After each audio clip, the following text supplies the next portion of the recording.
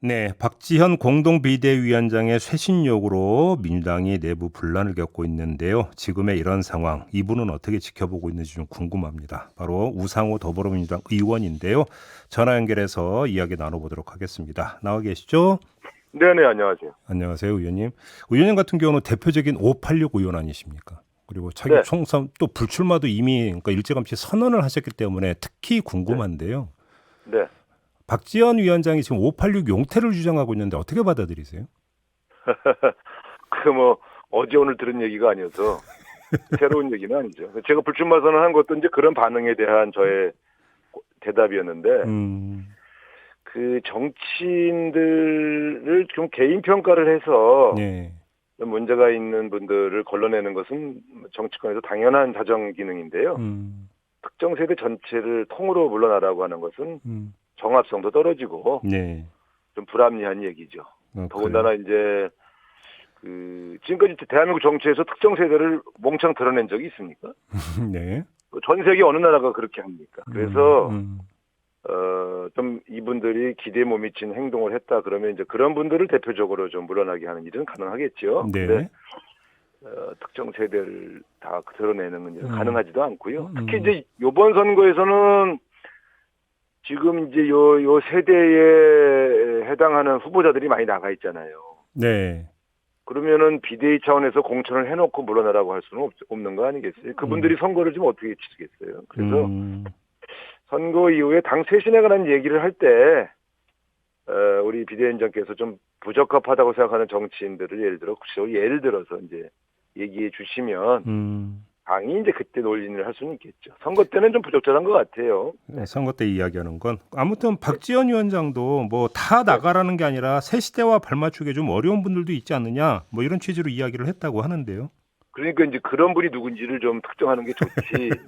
네. 예를 들어 이런 거 아닙니까? 언론인 중에 문제가 좀 있는 사람이 있다 그래서 언론인 전체 나가라 이렇게 안 하지 않습니까? 그러니까 그런 식으로 하는 것은 이게 정합성이 떨어진다는 말씀이 이제 선의의 피해자가 생기잖아요. 그럼 한번 이렇게 질문 드려볼게요. 의원님의 아니, 경우, 더군다나 예, 제가 말씀드렸어요. 더군다나 예, 지금 이제 당에서 공천한 사람 중에 소위 586 세대들이 예, 있잖아요. 예, 예. 이분들 공천해놓고 이분들 나가라고 할 수 있냐고요. 지금 음, 선거를 뛰고 있는데 제가 음, 선거에 뛰고 있는 586 세대들은 그러면 상대방이 저 봐라 당신네 비대위원장도 물러가라고 했는데 이번에 출마 왜 했냐 이렇게 공격하면 참 선거 치르기 어렵거든요. 그래서 예. 선거 때 할 얘기는 아니다라는 말은 그 취지입니다.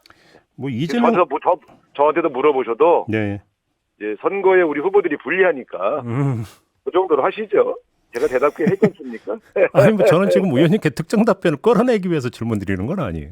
아무튼 네. 뭐 그렇게 따지면 사실은 뭐 이재명 후보도 586 세대 중에 한 분이라고 볼 수 있죠. 제가 그 말씀 하실까봐 내가 지금 이게 되면 이제 박지원 위원장이 이재명 후보 몰라가라고 한 얘기라고 또 해석할 수 있잖아요. 그건 아니거든요. 뭐 그거 뭐 그렇게야 뭐 이야기를 했겠어요, 박지원 위원장이. 이제 그렇게 질문하신다고 항상 언론인들은. 근데 왜냐하면 그렇게 이용당할 수 있기 때문에 선거 때 발언한 것은 부적절했다 이렇게 보는 거예요. 그렇기 그러니까 때문에. 이 취지는 저는 동감을 해요. 당이 음. 잘못한 것은 잘못했다고 국민에게 사과도 하고 네. 또 혁신의 노력을 통해서 국민의 신뢰를 회복해야 된다. 음. 그럴 때는 우리 안에 여러 가지 뼈를 깎는 어떤 혁신 노력이 필요하다. 이런 취지 아니겠어요? 저는 100번 동의합니다. 근데 이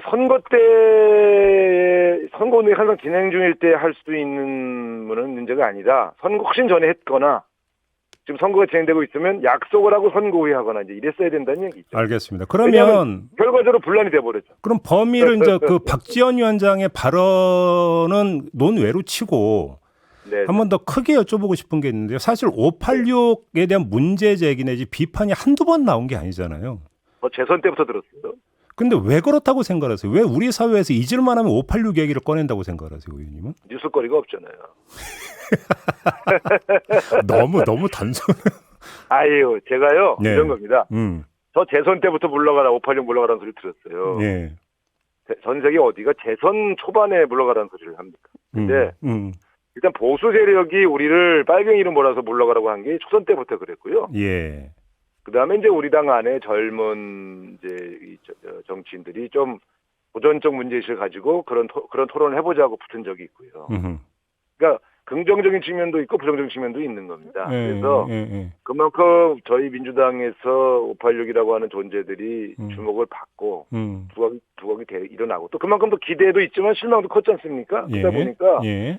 굉장히 우리 세대가 화제가 되고 항상 주목받았죠. 그래서 음. 저는 이 문제에 대해서는 언제 한번 선거 끝나고는 네. 본격적인 토론이 한번 필요하다고 생각합니다. 근데 이게 예. 어쨌든 제가 말씀드리지만 세대를 나가라 예. 하는 용어를 쓰시는 것은 저는 적절치 않아요. 아무리 봐도. 네. 옥석은 가려야 된다 이 말씀이신 거잖아요. 그렇죠. 아니 생각해 보세요. 그렇게 말하면 특정 세대, 예를 들어 586 세대보다 위에 있는 세대들은 괜찮고 586만 물러가라 이것도 좀 웃기잖아요. 예. 오래 먹고 나이가 있어서라면 우리보다 더 나이 많고 오래된 분들부터 물러가라고 하는 게 정합성이 있는 거예요. 그러니까 왜 그런지에 대해서 사실은 이유도 불분명해요, 사실. 근데 뭐 비판하는 쪽에서는 꼰대 됐고 기득권 돼버렸다 이런 식으로 비판하던데요. 우리보다 더 꼰대는 왜 가만 놔두냐. 그러니까 정치적 목적이 있다고 의심하는 거예요. 그런데 그래서 이거를 좀 그렇다고 이걸 논란으로 만들고 가면 예.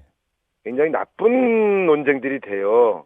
나쁜 논쟁이라 하면 어떤 차원에서 하시는 말씀이십니까? 제가 이런 얘기하면 너 반성 못했구나 이제 또 이런다고요. 또 그런 그러니까 식으로 한다. 저는 불출마 선언을 했기 때문에 이런 말을 떳떳하게 하는 거예요. 네. 어차피 정치 안 할 거니까. 그러니까. 근데 왜 전체 세대를 다 물러가라고 하느냐고 제가 물어보잖아요. 그거에 대답하시는 분이 없어요.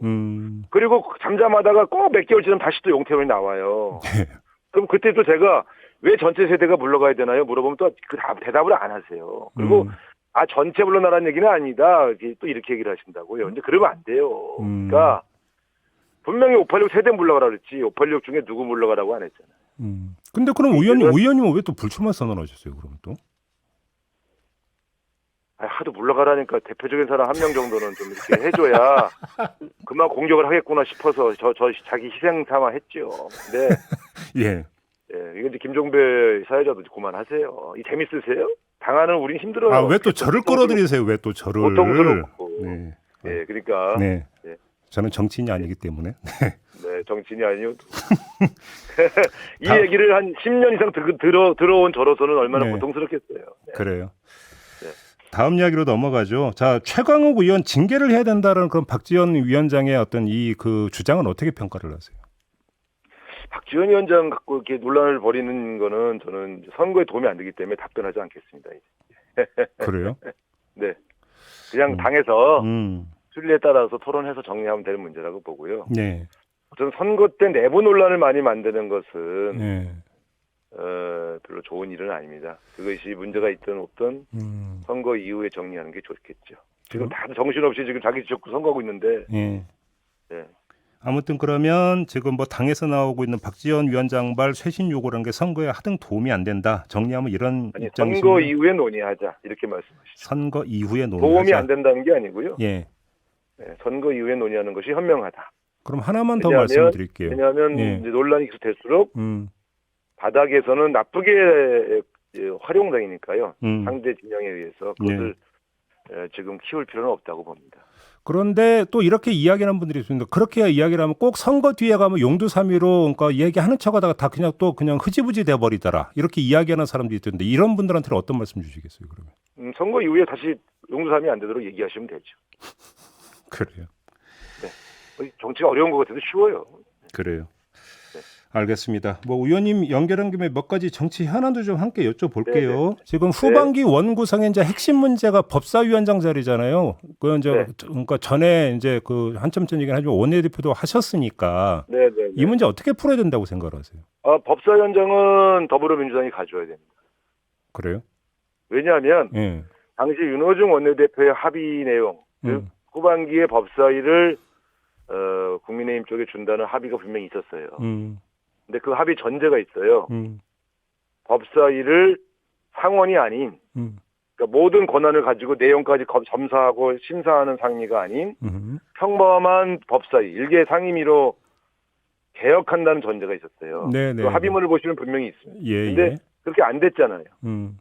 그러면 그 합의를 지켜서 법사위를 그냥 검찰청이나 법무부, 교정국만 관리하는 그런 상임위로 만들어 주시면 그때는 얘기할 수 있죠. 이 문제는 이 전제 조건이 받아들이지 않은 상태에서는 그 합의는 무효인 겁니다.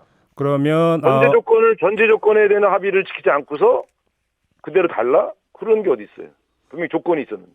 그럼 법사위원회의 어떤 그 기능 조정이 선행만 된다면 그때는 다시 논의할 수 있다 이런 말씀이신 거죠, 정리하면? 그때는 왜 안 줍니까? 예를 들어 검찰청하고 법무부 자신들의 그 소위 말하면 소관 기관만 담당하는 법사위라면 예.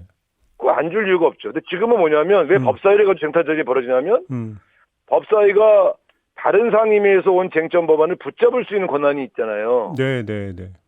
그러면 못 주는 거죠. 그걸 없애자고 한 전자에서 준 건데 그 권한을 그대로 놔둔 상태에서 달라고 그러면 합의 위반이기 때문에 줄 수가 없죠. 근데 만약에 그 합의를 지켜서 법사위가 그냥 검찰청, 법무부, 교정, 이런 소위 말하면 법무연수원 이런, 기본적으로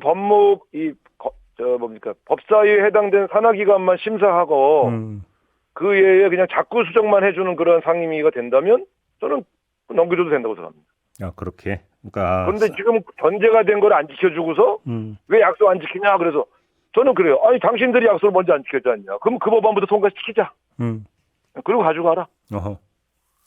그렇다. 그때도 안 가져가려고 그럴 거예요. 그래. 선결 조건이 있다는 말씀이시군요. 그렇습니다. 네.